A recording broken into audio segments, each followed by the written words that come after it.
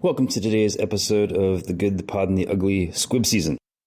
This is Patrick, and I was slated to join, but due to a technological error on my end, I wasn't able. So I suspect we're in for a bit of a cheerleading session for John Wick 2, without my appropriate derision, but I am looking forward to hearing the discussion of Bonnie and Clyde, one of the most exhilarating films we have, squib-wise or otherwise. Now let's enjoy the episode. That's cinema, baby.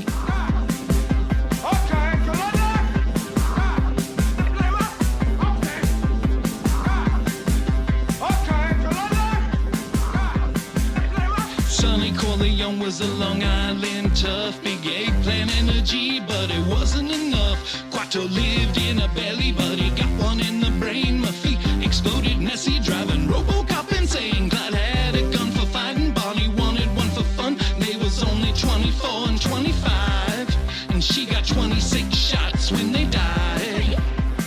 And there were squibs when they died. There were squibs when they died. There were squibs when they died. We have to keep in Patrick asking if we've ever done this before. All right, I'm just going to do the introduction. Hello and welcome to the season 15 of The Good, the Pod, and the Ugly, a film podcast where we traditionally pair films from the filmographies of notable actors or directors. But this season we are not covering an actor or director. We are covering an effect. It's the Squib. It's Squib season, and this is episode 3, John Wick 2. Wicking it. Still wicking it. Yep, I am your host, Ken. I'm your co-host, Ryan. We are joined again by Jack. For the next 2 episodes, we're pairing John Wick 2 and Bonnie and Clyde 1. So we are pairing John Wick 2 and Bonnie and Clyde because we're putting it through a temporal pincer movement. Ryan, can you explain what that is? Yeah. Here at The Good, the Pod, and the Ugly, we typically look at the filmographies of actors and directors, like Ken said, and we use a patented temporal pincer movement hatched long before Chrissy Nolan made his little Tenet movie. Decades before. And what this entails is this season we're looking at the subject matter of the use of squids in movies. So we're going to look at a later use of squibs, in this case, John Wick 2, and then go back and also look at Bonnie and Clyde, one of the very first uses of squids. And then we'll compare the two. Yeah, and we'll see what kind of things they have in common, which we will talk about, I think, in the next episode. But this week we are talking about John Wick 2, and we're talking about the use of squibs, and John Wick 2 famously uses CGI squibs. Wait. I'm confused. What is a squib? I've never heard of this before. Yeah, does anybody here have a brief tutorial on what a squib is? Oh, Ryan, you're raising your hand. Yeah. So squibs were first used in the early 40s in film. What they are is little packets typically hidden under clothes. And you press a button and the packet, which has maybe a little gunpowder in it, explodes and puts out a puff of air. If it's in the 40s and 50s, it's just a puff of air. Later, we're going to add blood and then a lot more blood and then some blood and gore to those squibs. So about the time we're at the end of our series, looking at something like RoboCop, we're going to see shoulders just exploding from squibs, Yeah, we will literally end with the great heyday of the Squib, which is like big studio movies putting money in these really wretchedly violent, beautiful movies. And before PG-13 and squibs, or CGI squibs. Yes. You should saying Wickiverse, that this episode is premiering on June 6th, 2025, which is the release date of this week's sponsor, Lionsgate's From the John Wick Universe. From the John Wick universe. Ballerina. Ballerina comes back. One of the most troubled productions in recent memory. Len Weissman was originally directed it, and Stileski, who directed or co-directed all the Wick movies, had to come in and they reshot almost the entire thing. So it's going to be good. It's going to be good. Director Len Weissman is always a good punchline. Any joke. It is, yeah. Directed by Len. Yeah. Unless it's who he's married to, then you're like, well, that's not fair. he's married to Kate Beckinsale? It's still a joke. Married Glenn White. It's a joke when you say, who is Kate Beckinsale's husband? Yeah. Then it's a punchline. Yeah, Okay. exactly. So John Wick 2 came out in 2017. Weirdly enough, our first episode also came out in 2017 of Squib season, Revenge. Oh, yeah. Oh, It was also the year of movies we've covered, Disaster Artist, Mother, Dunkirk. There were no Eastwood. There were 4 Nicolas Cages. And Spielberg directed Meryl Streep in The Post, but we smartly avoided covering that one. Thank God. Yeah. All right, so it's kind of impressive you did Spielberg and Streep and never watched The Post. Very proud of that. Ryan and Jack, so how many times have you seen John Wick 2? What was your introduction to Wickiverse? I hate calling it that. I'm sorry. The wiki. It's just the wiki. Yeah, okay. I think the first one came out, I think we missed it in theaters, but your buddy Eric actually watched it and told you, like, holy shit, you got to watch this. Yeah. So we rented it from Redbox, RIP. And I've been a fan ever since. And then I think we went and saw John Wick 2 with Eric when it came out. Yeah. Because the first one was just too good. Yeah. I've seen it probably 5 or 6 times. Let's see. I saw Wick 1 in the theater and had a mighty good time. And then I went and saw this one in a different theater later. And and this is the second time I've seen this one, watching it. Tell me more. Well, the first one had better seats, but a seated floor.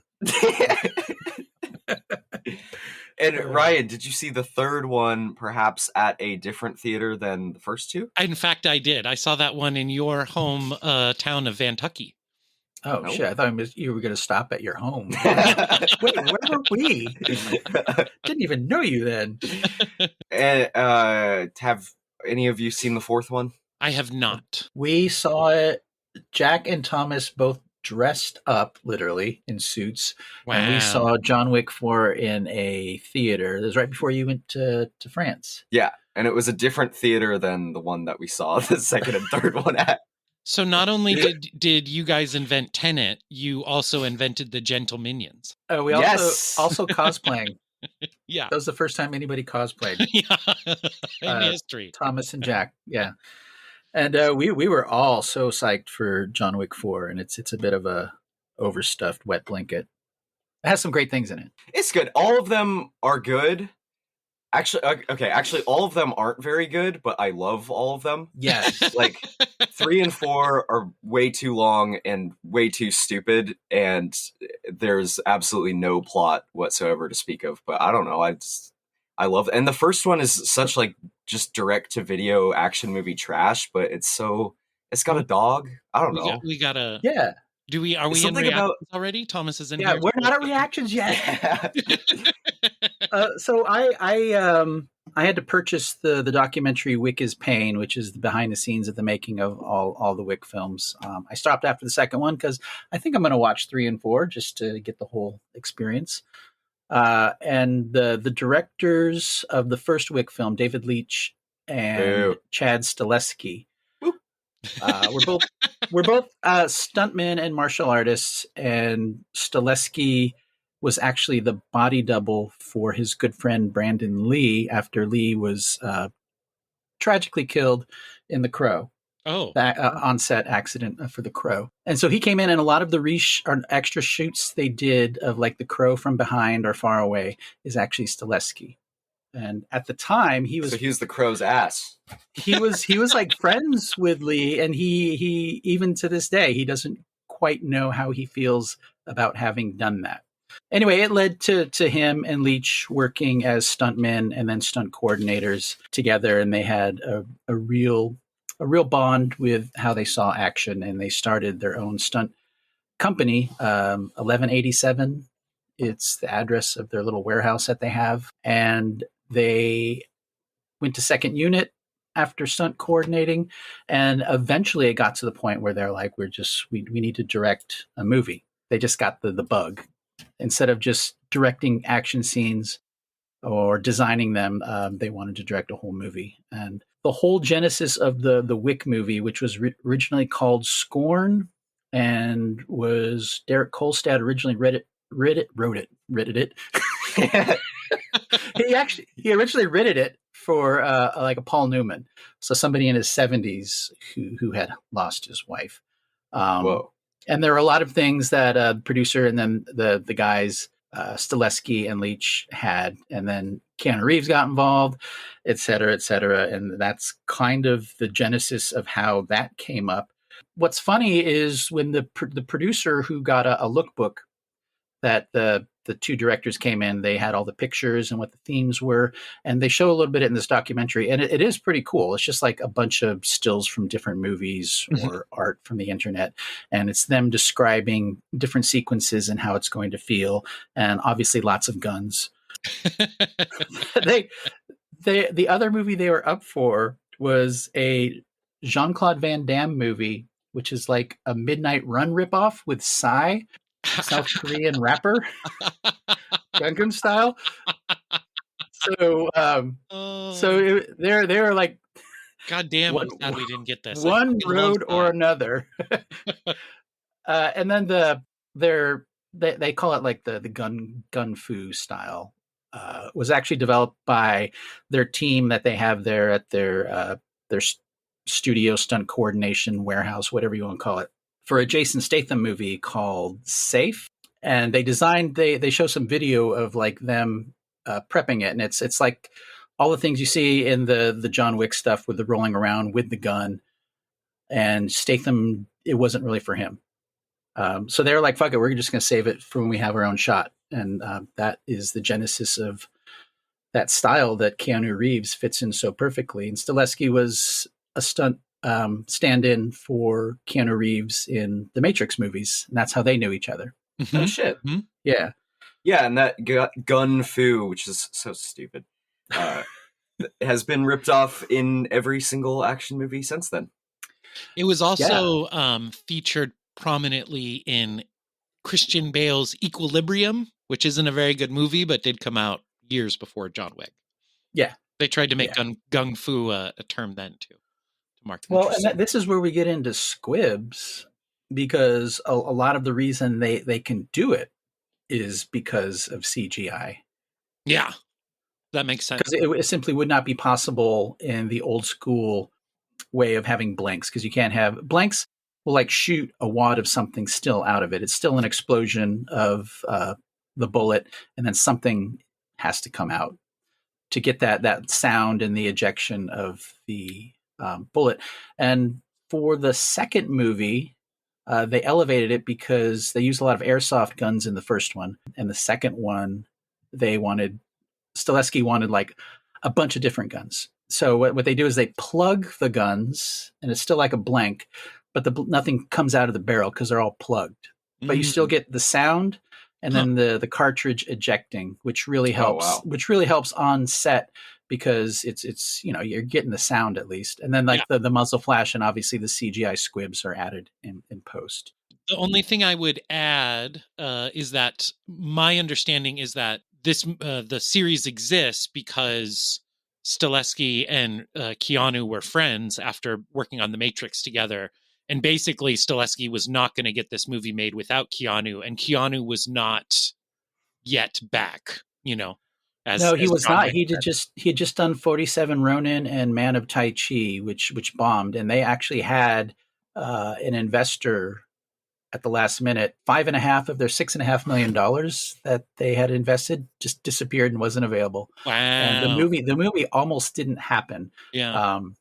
And the archival documentary stuff of Stileski and Leach at that time. Leach was like, "It's not going to happen. I've seen this happen before. This movie's not getting made." He was like, 100%. It's over. He was like, he was not going to get his hopes up. Well, that's why he's David Leach. And if you watch John Wick, the first John Wick movie, Eva Longoria pops up as an executive producer. It's actually her money that filled that gap. She's doing a lot of that, actually. The only reason the John Wick universe exists is because of Eva Longoria. Yeah. So she's got to be rich as shit. Say what you will about that Fiery Hot Cheetos movie she directed. Yeah. I have no idea what any of you are talking about. Between Wick 1 and Wick 2, we lose a director in Leach. They were like the guys who had this business together. They'd worked together, and they fought over everything. Oh, really? In Wick 1. And Wick 1, all the actors and the people on the crew are like, man, when the action scenes, they were just like, they were on it. Yeah. They knew exactly what they wanted, but they spent so much time on the dramatic scenes because they wanted to prove that they just weren't stunt guys. Right. That they had like 3 days of Keanu Reeves moping around the house. And the first cut was like 25 minutes of him just moping around, making coffee and crying. Yeah, I heard that David Leitch wanted to add a lot of like, so that just happened? Or call him the Baba Yaga. That sounded better in my head. Fucking hate David Leitch. Oh my God. Okay. This is pretty funny.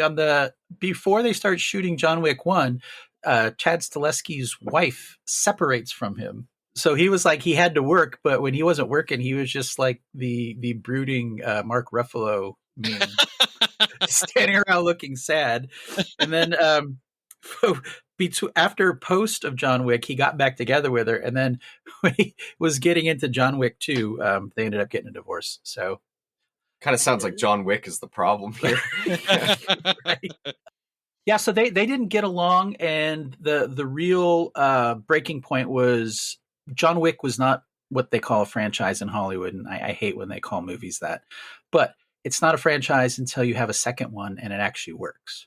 Right. Because the first one is just a movie. The second one, if it doesn't work, then it's not a franchise. It's just a shitty sequel. You never hear from it again. Leach really wanted to do what ended up being Atomic Blonde with Charlize Theron. Yeah. Stileski and Leach, particularly Stileski, very much inspired by graphic novels, manga, and anime. Yeah. And you could really see it in the second film, particularly the visuals popping away. The first one simply doesn't. Could be for budgetary constraints. Could be because of the two-headed director monster. I honestly, after seeing this for the first time and not knowing anything about it, I honestly did think that this was based off of a manga. Yeah, it definitely feels like an anime in the way it's shot and the set design and stuff. Well, he was talking about John Wick 2, and then he was talking about the people who work on the storyboards, Derek Kolstad, who wrote the first 3 Wick movies, and they're like talking about all the influences and all the stuff they love, and it goes anywhere from like grungy action movies to like Tarkovsky, Wong Kar-wai, Bertolucci. Interesting. And they're like, let's just make a movie, and all the stuff we love, we'll just like put it in there. This may not be popular with the quarrels, but that resonates with me, Ken, because the thing that the Wickiverse most reminds me of is a Tarantino thing. Boo. And in the sense of checking all those different references all the time. Obviously, it's not as overt in the Wickiverse, but it has that mishmash feeling, that pop culture mashup feeling. Yeah, the first one really has it's far more grounded, and I think what makes the second one really the one that establishes like the Goldfinger did for James Bond, kind of like the template of how the action works within geography of a location. That it's very elevated reality. Like there's never any time where I'm like, ooh, he's really killing a lot of people. That's really gross. Like, yeah. All those headshots. But it never feels like it's tethered in anything realistic. It does take place in kind of almost I don't want to say fantasy, like in a weird way, but almost like if you took a fantasy story and just updated it to have a guy with a gun instead of a sword. Yes. All the shit he does in this movie, it kind of makes a lot of sense. Well, and one of my favorite shots in the film is when he's at the train station, and it turns out that literally every single person there is an assassin waiting to kill him. And I think that gets at what you're talking about, Ken, where the first movie tried to be kind of related to our reality. This one is like, no, this is a whole world of its own. Like it resembles our world, but these people are much, much different than the people you see on the street. Yeah. It is still ridiculous, but it does try to be a little more grounded street level. I think a lot of that is because of the budget. But the latter 2, 3 and 4, particularly 4, which is like 3 hours long, they get so ridiculous. Like in this one, they introduce a bulletproof coat, a bulletproof suit jacket, but then the sommelier guy is like, oh, it'll still hurt, you know. In 3 and 4, literally everyone in the movie is wearing a bulletproof suit where just the bullets will bounce off with like a metal sound. Yeah. And they just become so beyond ridiculous. Like I think 2 is the best one because it has that transition feeling. But 3 and 4 are just, everyone is as expert of a fighter as John Wick. Everyone has a bulletproof jacket. Yeah. They just get a little too much. Well, like I was saying earlier, I mean, it's the second one, and that's the opportunity to make what is this quote unquote franchise going to be?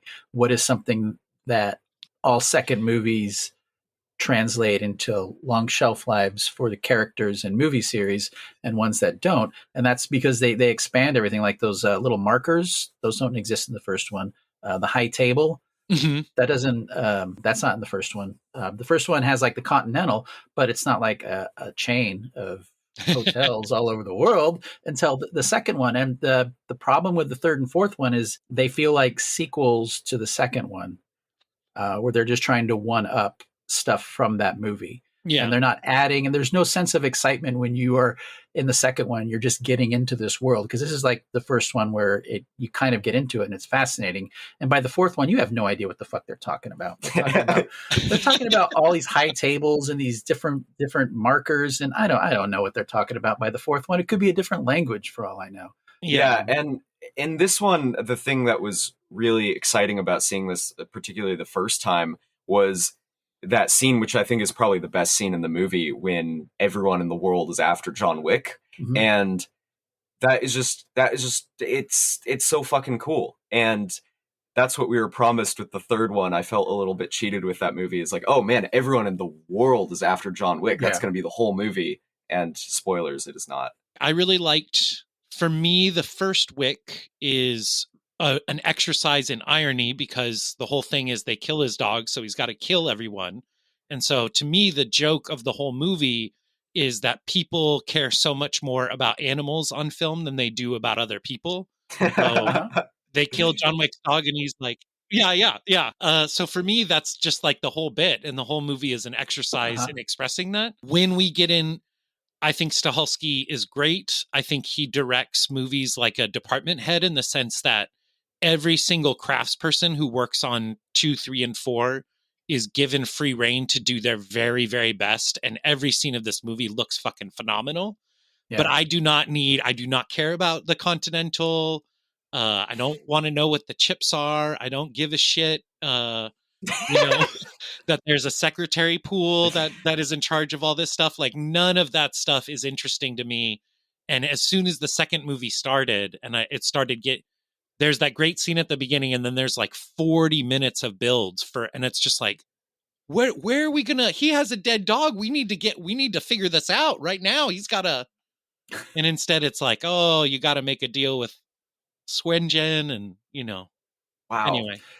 So the thing about the making the second one is that was what story do we tell? We can't kill another dog. That would be really funny if they just killed the second dog. That's what I went to the theater for. I might be the only one. About getting revenge on a dead pet. Yeah. So the thing about him reactivating himself in the life of the first one, and then the guy calling on his marker, whereas if John Wick 1 didn't happen, then the guy with the marker wouldn't be there, because John Wick was retired. So the fact that John Wick is, I'm thinking I'm back, the consequence is he is definitely back in that world now. Yeah. And if you haven't seen John Wick 2, does anyone want to take a stab at the plot? Yeah, I'll take a stab at it. Do it. And by the way, when he's holding a pencil. Whoa. Whenever the pencil scene happened, or whenever he said, I'm thinking I'm back, in the second one, or the fourth one, excuse me, that Thomas and I went to in cosplay, we would stand up and cheer and fire airsoft guns in the air, throw popcorn at the screen. Yeah. So John Wick 2, John Wick was back. He killed everyone in the world pretty much because they killed his dog. And now he's retired again with his second dog in his big lonely house. And some Italian asshole shows up and he's like, hey, I have this doodad from back in the day, which means because of the oath, because of the words, because of the blah blah blah, you have to kill a bunch of people and my sister for me because he wants his sister's seat at the high table. At the high chair. Yeah, stupid John Wick world bullshit. But he refuses, so the guy burns his house down, and then he has to do it now, I guess. And he goes to, what is it, Rome? Yeah, Rome. To kill this guy's sister, but then the guy's like, you killed my sister, so now I have to kill you, sorry. Whoops. It's just an excuse for 1,000 more action scenes that... And I think in the third and fourth one, that becomes the tail that wags the dog a little bit. But in this one, it's all fun and of a piece. I mean, you get to those catacombs and the DJ, the rock concert. God, that stuff is fucking great. Yeah. Yeah. Going back to the first one, early test screening, 60% of the men thought the question was, is the killing of the dog a worthwhile reason for all the people who die in the film? 60% of men said, yeah. Like 98% of women were like, fuck yeah. Yeah. That's funny. And that's one of the appeals about that particular movie is there's something humanizing about a guy who's just, I mean, he's really just upset that his wife is dead. Yeah. But the dog is the last thing to connect him to it. And that's the one thing that separates that movie from the other three. Yeah. And I think to your point, Ken, this is also the time when really for the first time in his career, Keanu Reeves became a sex symbol. You know, he had been hot, but he was always goofy. And this time with the beard and stuff, like it's like he's a big deal now and the ladies love him. Ryan, we literally watched Point Break at your house, and he's pretty sexy in that. He's also pretty sexy in Speed. He's sexy, but he's dumb as shit. And that, like, you know, and in this, John Wick is not dumb as shit. John Wick is like the smartest guy in any room that Al Swearingen isn't in. Swearingen. Young, dumb, and full of cum. Exactly. That's what he was. He's no longer. Uh-huh. Now he's old, grizzly, and full of bullets. Yeah. So this is one of my very favorite action movies, and I think it belongs in the same pantheon of great action movie sequels like The Raid 2, The Road Warrior, Terminator 2, RoboCop 2. Just kidding. Bonnie and Clyde 2. Yeah. And I think part of the reason, one of the big reasons this works so well and the whole series works so well and is so successful as a whole is that Stileski's a stunt guy by nature, and he's directing this. It's really interesting you're saying with Tarkovsky and Wong Kar-wai influence. I can definitely see that, and he's directing it as a stunt guy with that as just like the base of the movie, of the whole series, and that's why it works so well. Is just the action is so killer. That's like the first thing. That's the first and foremost thing that they're getting 100% perfect, and then the rest, as we see in the latter part of the series, is more of an afterthought. Yeah, I agree with everything you're saying, Jack. I don't think we can undersell how fucking gorgeous these movies are, and just like the level. There are so few movies that come out of Hollywood that are not CG, that have built sets in every stage of the it just looks incredible. And while these movies aren't to my taste, I'm thrilled that he gets to make them, that they do so well because it's like ironically one of the last bastions of like real cinema craft is this epic bloated B-movie universe, you know? And it was clarifying for me watching this movie because now I understand that as far as action movies go, Die Hard is like the ideal, and I love the Verhovens, but they're a little more actiony than I'd like Mission Impossible, a good Avengers movie. It turns out that I lean more towards PG-13 and silly jokes than going in and fucking everybody up with my AK. You know, John Woo, when he started messing with this kind of filmmaking in Hong Kong, one of his big innovations was to bring in like much more dance choreography. And that's almost these stunts. It's like half dance, half fighting. And but I think that is the part that they consider. And then all the shit with the car and stuff at the beginning, to bring it back to something like Mission Impossible. I mean, the whole way they market that series is like the one big stunt, and it's always Tom Cruise doing it's Evel Knievel type stunts. It's not sped room through a room and killed 30 people, which is to me is also valuable, but I'm more into jumping off. I would argue that the amount of training Keanu Reeves had to do for each of these movies, and the amount there's only 2 stunts in this movie he did not do, and by stunts I mean all the rolling around, all the punching, all the fighting, all the shooting. Everything is Keanu Reeves except 2 instances. Gets hit by the car and falls down the stairs. Yeah, I noticed the stairs one, but everything else is Reeves, and I would argue that his physical effort in these movies is far more impressive than Tom Cruise doing 1 or 2, which are great. Don't get me wrong. Tom Cruise runs like 20 miles in each of those fucking movies. No, I largely agree with you, Ken. Yeah, I think Reeves is just like his commitment to the role and how he leveled up along with everybody else in preparation for John Wick 2.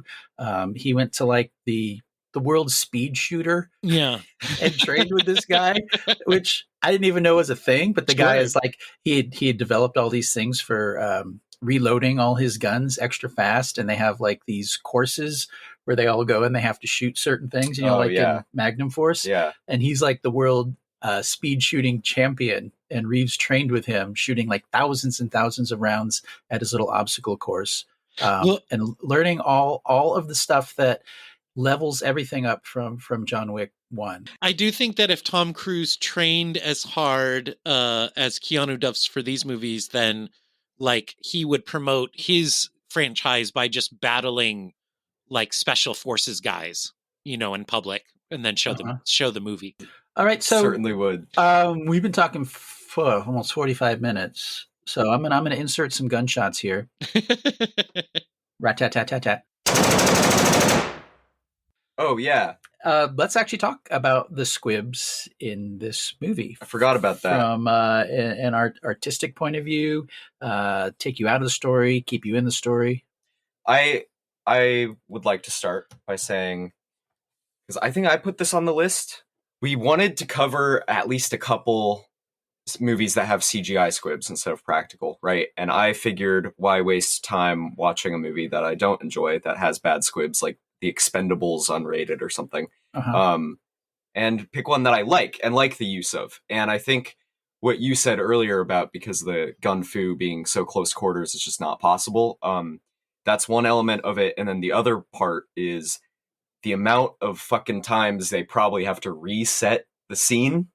It just would be completely impossible to use practical squibs because continuity errors. It would just be too much work and too many suits would get destroyed.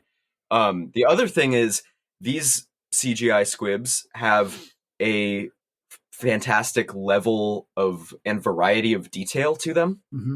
So it's not just like something like when they do those Expendables unrated versions on DVD, they'll just add like a little puff of blood whenever someone gets shot. It's not like that. These have gore. They have weight to them. They look good. They look fine. And most of the time, the action is so fast that you don't even really notice it. Yeah. So I would say this is the best use of CGI squibs up there with, like the Raid movies, which do the same thing for similar reasons, I would imagine. Yeah, I agree. I agree with you. Surprise, surprise. That the necessity of them because of how the action scenes are choreographed, it makes them a necessity where there's no practical way of doing what they're doing with practical squibs or practical like gun flare. Yeah. Because it's so close quarters. I mean, people would get burned. People would get, wads of a thick plugget of tow. Well, and that's Ken, that's why generally I prefer the look of a real squib, but in these movies in particular, the use of the CGI ones makes sense because they are rolling around and doing such close combat, but also him being a stunt coordinator and heading a stunt department, like squibs are dangerous and you don't want to have someone get hurt because they fell down the stairs, and the squib went off or something like that. Yeah. And but I mean, for a lot of practical reasons, practical squibs still look better. Oh yeah, and if it's a stage, typically in a movie when we see a squib, it's like you see the gun go off, and then there's a cut to some sort of close up, and you see the squid pop off. It's not like somebody rolling around the ground and then springing up and getting thrown through a windshield, and then because a lot of these action scenes are in much longer takes than you would normally get. Before Lionsgate picked up John Wick 1, they couldn't sell it. And one of the reasons was we have to go back in time to 2013, 14, whenever this movie came out, the first one, that all other action movies were doing the expendable shit with the shaky camera. Yeah, yeah. And this was there's not one handheld or shaky camera in all of at least the first two movies. It's all like very carefully planned camera movements, very classically made. None of the shaky cam to make it seem like it's dangerous or super fast cuts. To hide the fact that they didn't get the right coverage. And that's the reason that the CGI squibs work for me, is because they don't skimp on everything else like those shitty early 2010s action movies. Everything else has such a carefully planned, meticulous level of detail to it that it doesn't bother me if they have to take a shortcut somewhere. And what's weird to me, watching this movie, and one of you said earlier, if John Wick had a sword and it was a different era, then it would be more traditional fantasy.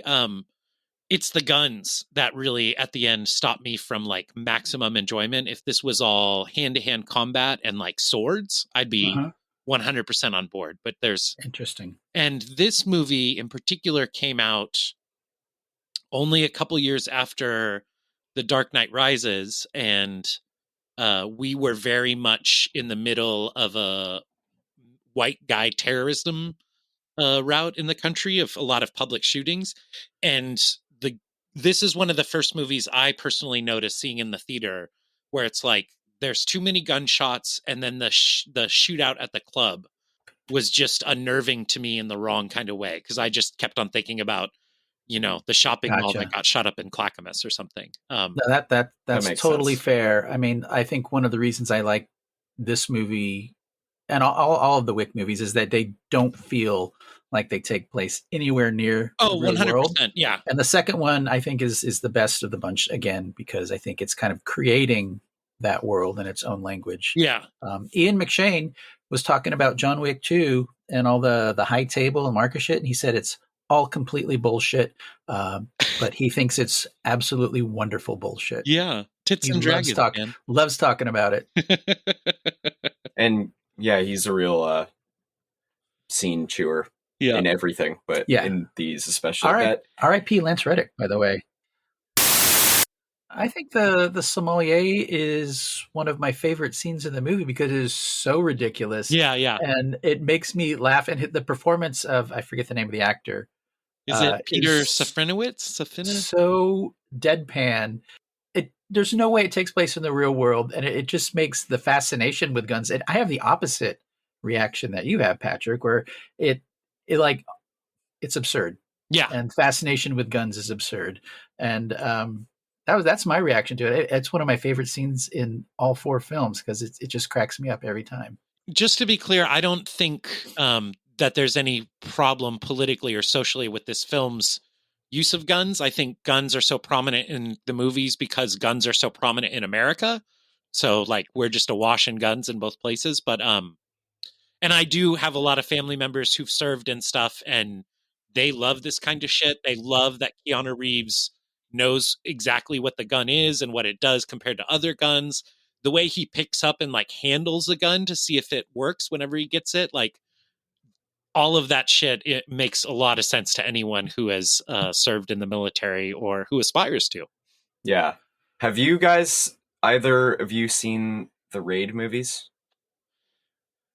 I saw the first 45 minutes maybe of the first one. What happened? I fell asleep. What the hell? Damn. It was a late night. It was not. Oh it's not like I fell asleep because it was boring. It was very late at night when I saw it.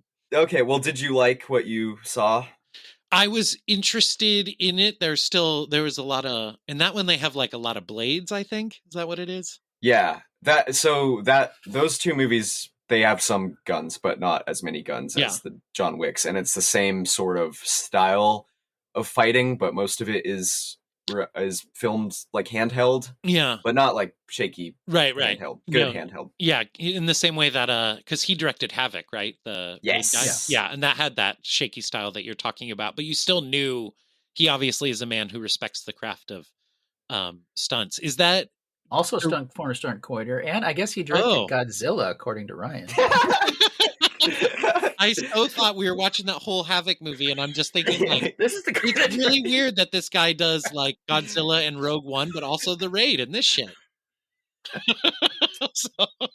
All Gareths look the same. I mean, I don't know what that says. I don't think Hiroshi Honda is still alive. There's only one room for one Gareth to exist in our reality, and they just have to pick. It's a very specific name. Or maybe it is the same guy. He just moves really quick. Yeah, could be. Well, neither one of them work as much as I'd like, so. Oh, that's for sure. Maybe that's why, is because they're splitting time. Yeah. I'm a big fan of Havoc as well. A lot of CGI squibs in that one as well. Yeah, we would have put that on the list if it had come out before we started this season. Yeah. Big fan of Havoc. I've seen it twice. So, I don't know if this is too off topic, but I don't think Wick is this kind of movie, but I think Wick started what I think of as sad guy Netflix revenge movie, Revengers, where it's like, and Havoc is also just on the edge of this because it's really only in the very end that they really put a point on it. But if you ever watch the Extractions or these action years, mostly that go to Netflix, but now Stratham is doing them for the theater, and it's always like, it's like John Wick in that it's an action melee movie, but they need to put buttons in the beginning and the middle and the end to show like that this person is incredibly remorseful for their situation. This John Wick like character is like stopping to have a cry, and at the end he's like so sad that his family isn't there or whatever. And it just, that trend of movies is really psychologically fucked up. But and I think Wick was like kicking this trend off. But I do think that when Wick in the first movie is ironic and funny, and then they transition to this surreal world, and he's not crying all the time like anymore. Like he's just like, come at me, bro. Yeah. No. Patrick, if you can hear us, we lost you. No. Man. It was going real good there. It was. Patrick, we lost you, but he'll be with us next week for Bonnie and Clyde. Thank you, Patrick. I hope you're okay. He mentioned Chuck Norris. That was like the last thing he said. What if that's the last thing he said? Shit. I haven't seen Invasion USA, so I was excited to hear the story. When I worked with people with developmental disabilities, one of the guys in the homes I worked in was terrified of Chuck Norris because he felt that, I hope we got all of his recording, he felt that Chuck Norris killed his dad. So anytime Walker would come on, he had to turn the channel. Wasn't it specifically Walker, Texas Ranger? Yeah, it was Walker, Texas Ranger. Wow. Walker did tell Haley Joel Osment he had AIDS, so that wasn't very nice. No. Oh, I remember that. Yeah. And we're going to do the Squib Academy Awards we're just going to do Best and Worst Squib. Okay. Yeah, good. Yeah, you were trying to figure out that bit. It wasn't really working. Yeah. So, I mean, let's just go for the simple. Best Squib in John Wick 2. Do we have any nominees? I'm trying to think of one that stands out. I think the one that stood out for me was after the stair stunt. There's one guy, the guy he falls with, and he shoots him, and then he has to stand up and shoot him again. And it's the Squib for that second shot. It's a headshot. It's gross, but on that white marble, it looks fantastic. Yeah. Yeah. There is also, it's during that same set piece, although I can't remember exactly where. There is a point where they do put the CGI squib blood on the camera, and it's very quick and it's very It doesn't No, feel it's on my disruptive. list. Yeah. It's on my list. Oh, Yeah. wow. So we're was submitting that for worst. no. Oh, okay. It was on my list for best. I just like the marble because I like the red blood on the white marble. It just looked pretty cool. Oh yeah, I in fact one of my favorite enamel pins is blood on a white marble statue. Yeah. I'm gonna go when he shoots the sumo wrestler in the top of the head when he's right on top of him. Yeah. I do remember that one too. Yeah. As best? Best. Okay. Wait. Let's all vote. There's 4 of us. Wait, Patrick, do you have any? All right. All right. That's a win. What about worst? Is there a worst squib here? Yes. Okay. When the homeless guy shoots the 2 janitor assassins. Oh. That's the one that really stood out to me as like that looks like a last minute touch up. I remember that one. I couldn't think of a worst one, but I'm going to go with that. I vote with Jack. Me too. Anybody? Any dissenting? Okay. All right. So one more thing. Since Thomas isn't here, he usually brings bits of business that crack us up.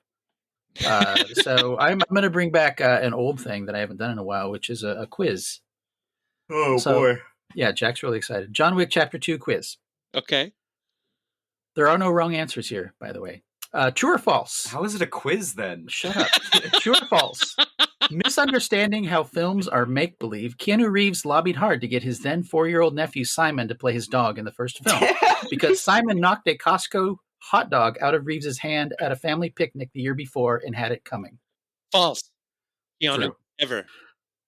Okay. What real-life technology are the suit inserts that are bulletproof based on? A. Slenderproof, a Silicon Valley 2009 startup whose product is remarkably similar.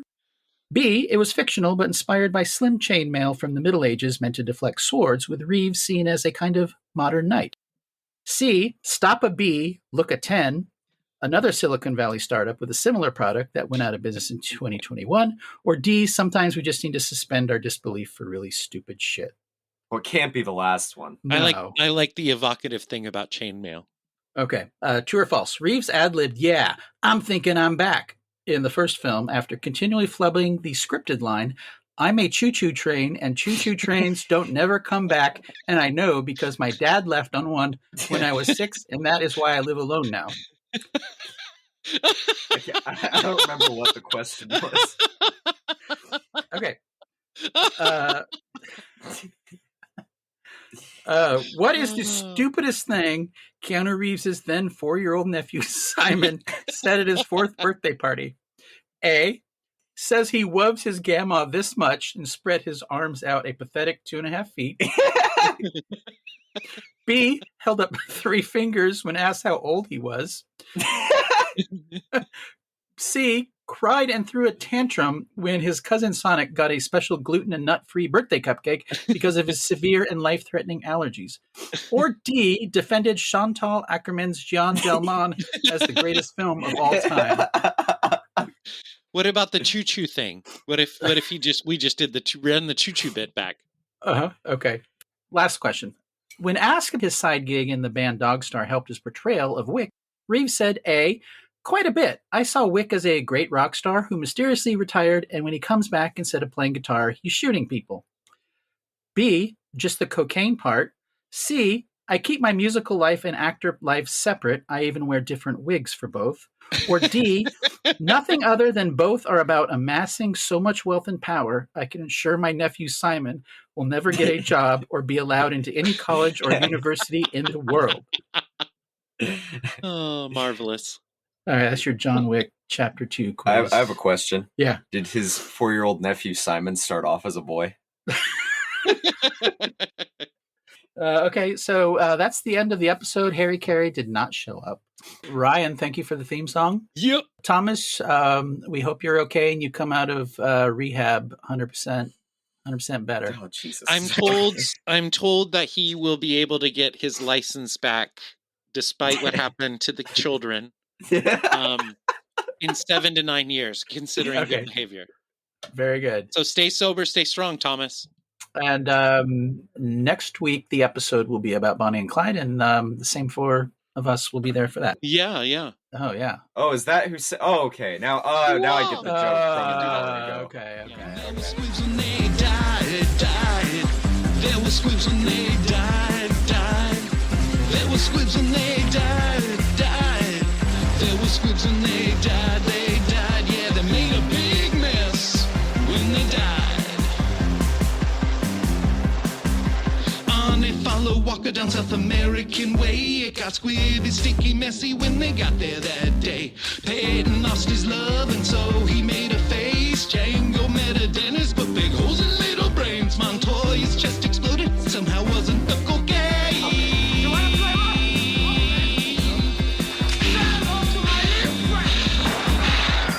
And there were squibs when they died.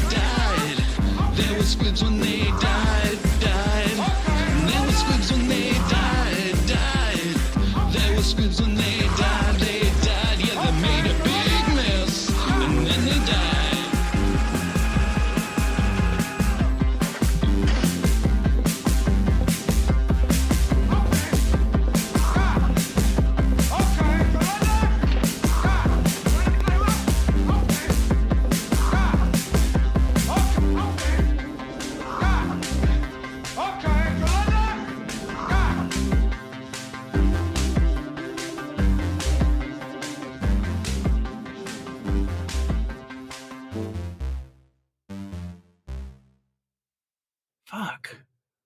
Fuck. Redbox, R.I.P. That sounded better in my head. Fuck. A thick plugget of toe. Walker did tell Haley Joel Osment he had AIDS, so that wasn't very nice. Fuck. Moviness of the movie.